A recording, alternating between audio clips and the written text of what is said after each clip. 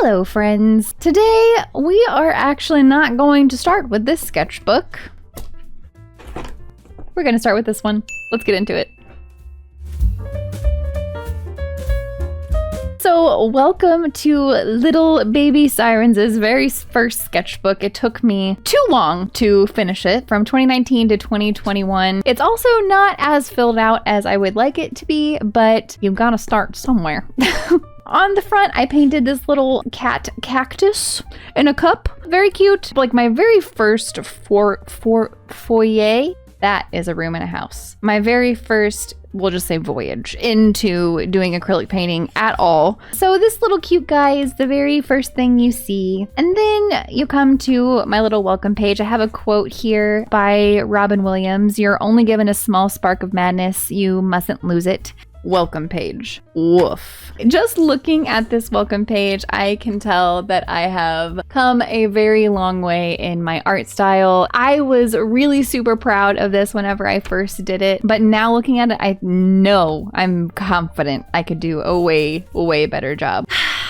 First page. I remember also being very proud of this little lady. I remember being very frustrated whenever I first drew her because I couldn't get the hand quite right or the shoulders. Looking at it now, that neck and head, the ratio might be a little off. I also was trying to do different eyes and figure out how to draw mouths and noses and all that good stuff, as I feel like most people in their first sketchbook do. Little bits and pieces, and then you try to put it all together, you know? Okay, so this has been a minute since I've actually went through this book. Wow. Okay, so let me just let you guys know there is a really fun app, and if you haven't heard of Jazza, I'm sure you have. He has an app that is the Arty Party, and it gives you random characteristics to draw whenever you're trying to come up with ideas. So just unique, I guess. I think I took a lot of things literally, but also don't mind the disembodied legs for some reason. First sketchbooks are weird. Sketchbooks in general, I guess, can be pretty weird. And this is like a continuation of that. My husband and I actually, we have a little notebook that we sat down and did this together, and it was really fun. It was just a fun little exercise. I remember being so proud of this. I actually took my sketchbook with me on like a girls' vacation up to Michigan. I remember sitting and sipping coffee, putting this together while my cousin watched me, and I remember feeling so cool because she kept saying how good it was, and now looking at it, it certainly is something. I also remember being very proud of this one. I think this was another generated thing that I tried to do. Listen, you have to start somewhere. I also don't know what any of these sketches over here are. I mean, I think this is a daffodil. This I have labeled for you. You're welcome. It's a donut. And kissy faces and just scribbles. Okay.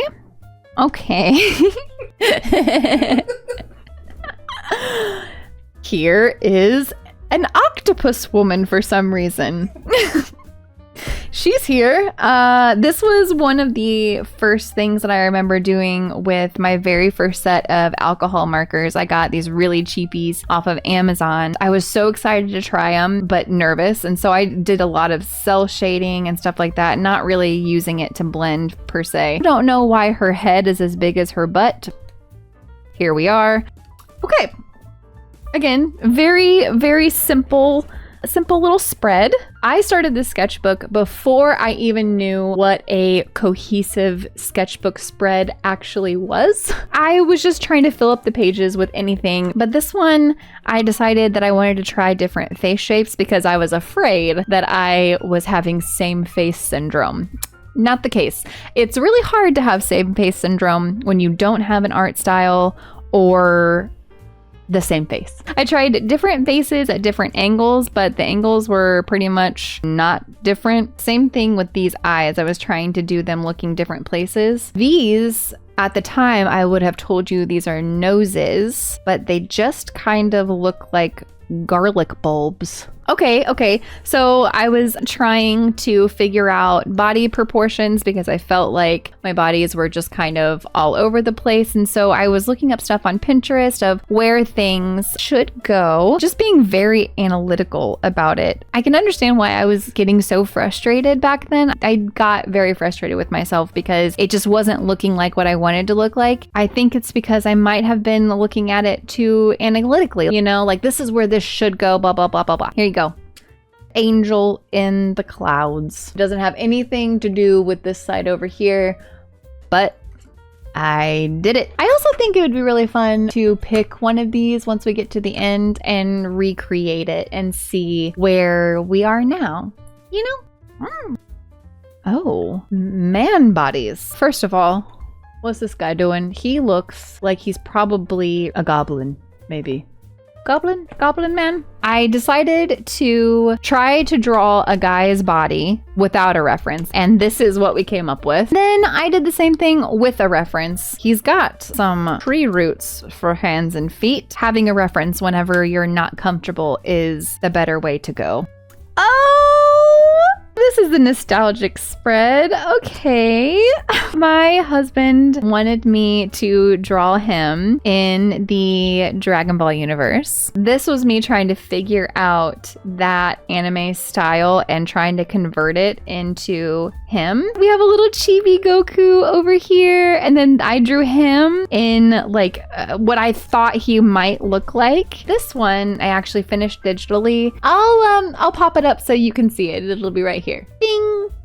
Nice. This spread, I was trying to figure out facial proportions sideways. I'm still not very good at profiles in general. This was a little 4th of July piece that I did. As you can tell, I haven't really mastered the non-broken leg aspect. And then here I found something on Pinterest, how to draw blowing hair. And so I decided to try it out here, and honestly, didn't come out too shabby. This day, July 24th, I actually had my Huion 16 Pro delivered. I was so excited. It was so cool to be able to start digital art. I had not had anything to do digital art with. This is a D&D character that I was designing and was hoping to play. I've never actually got to play her, but I would like to. She is a Furbolg druid. Apparently I named her Xylary. I don't remember that, but it is written, therefore it is so. I remember specifically that I wanted to try different texture techniques. I wanted to fill all of this in with ferns, but I got lazy, so I drew one. I was trying to take these two words over here, timid and exotic, and put it together to tell a story. This, I don't know if you can see that at all. I was drawing a scene from Critical Role, the Vox Machina campaign. It was actually a scene where one of the characters, Pike, is teaching Grog how to read. I was doing a sketch here because just listening to that really inspired me to want to do that. That's another one that I should come back to at some point now that I feel a little bit more confident. Inktober of 2019, this is whenever my sketchbook spreads started getting a little bit better. On day 1 of Inktober 2019, the first word was ring. You can see over here, I went through and was like trying to get my ideas out on the page. We've got just a regular ring. I have Saturn, a ring on the phone. I finally decided on this one, Ring of Protection incantation. So that's what this is doing right now. This one is mindless. This was day 2 of Inktober. My ideas. I don't know why Justin Bieber's on here. I have no idea. So I finally came down to dumb animals. Koala, turkey, sloth, and panda. I stuck with koala. I paired it with zombie. You get the zombie koala. I thought this turned out really cool. Look at all that ketchup. Oh, bait. I, of course, had to draw bait from Dragon Prince being baited by a tart. I just couldn't pass that up whatsoever. I was really, really happy about this too. Look at his little eyelashes. Beep, beep, beep, beep. This is all going to be very Inktober forward because this is the only place that I had to store my art. So you guys get to see. So this one was freeze and I drew a mermaid being frozen. I thought it was really cool because I experimented with the fragments of the ice cube itself. I think it looks pretty good. I love that over here in the ideas section, this is me trying to build IKEA furniture. I decided, I actually had a memory of growing up, my grandma, she did a lot of upholstery, so I would always hang out in her shop with her. I would just take random bits of wood and just nail them together. And I remember making a birdhouse that was awful. That nail-infested abode. So I ended up drawing that memory and kind of the thought of me whenever I was so proud to show my grandma what I had built. Husky. Oh, the goodest boy, and he always had a little plumeria on his head, so I drew him.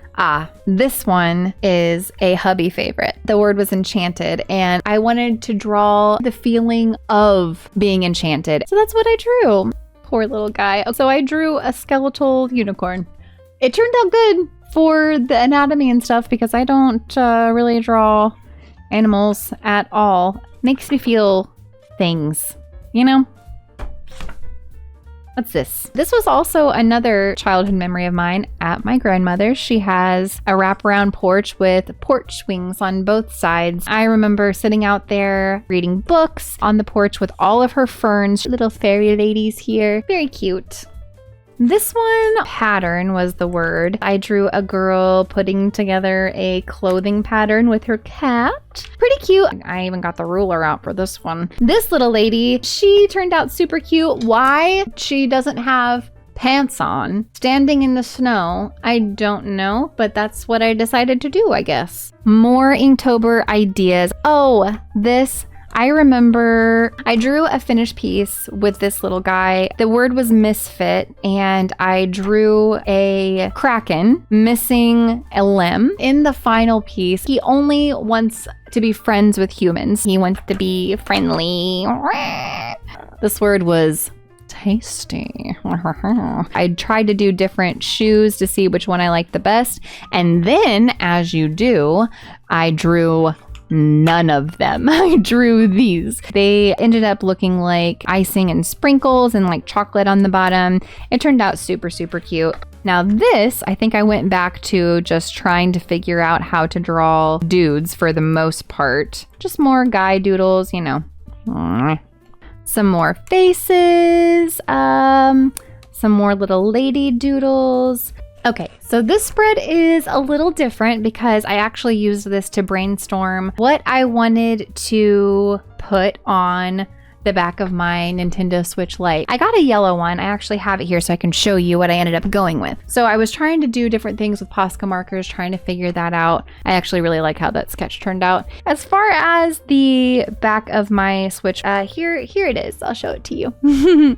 Oh, okay. I was trying to recreate Judy from Animal Crossing, and I wanted to create her if she were a girl. This face is a little alarming. Little Judy. Boop, boop, boop. This was the one that I ended up really, really liking. I thought it was really cute. It's her sitting in a cute little cloud. This is kind of when my love of clouds and stars and drawing them kind of started, and it has not stopped since. I drew a bee mermaid, so that's good. I do like her collar though. That's pretty cute. We might have to redraw her because it is mermaid after all. Okay, let me put a little bookmark here because that one might be the one that we're coming back to. Yeah, I loved this. I drew her upside down on purpose, but let's take a look from the other angle. Still cute. Yeah, I mean, obviously I drew her from this angle. I remember being so happy about this hand here. I thought it turned out super cute. I wanted it to be upside down so it looked a little bit more playful. Here's some animals as food. This banana bear, and a cupcake, and a penguin. What does that say? A penguicle. Oh, this is a penguin as a pickle. A penguicle. What was this? Oh, it's just a cactus. Okay, so Just a bunch of food and then a cat cactus, basically. And then here's a whole family. I made a huge list of different animals and different treats. I was trying to mix and match chinchillichangas. That's so cute. The chinchilla and a chimichanga. Mice cream. Okay, look, these are pretty good. Oh yes. Okay, so this is where I drew quite a few of them. This one is by far my absolute favorite. It's a Dumbo octopus as an ice cream cone. So stinking cute. More little doodles. Here's another mermaid. And then this I was trying to doodle with pin. This was inspired by Android 18. You know, it is what it is. That brings us here.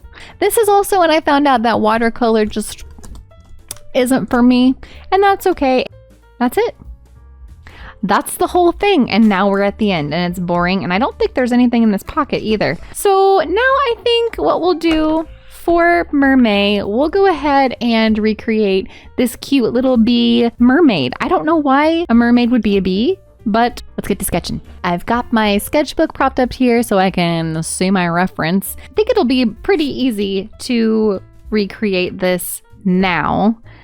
I say with the utmost confidence. We didn't color her in this other drawing, so I would like to color her too, but we'll see. We'll see how that goes. I wanted to draw her so I could see all of her elements, and then we can put it in a final piece, I think. I also haven't warmed up today, so it's gonna serve as that too, I guess. She has a little tiny crown on the top of her head, and I drew her hair in a beehive.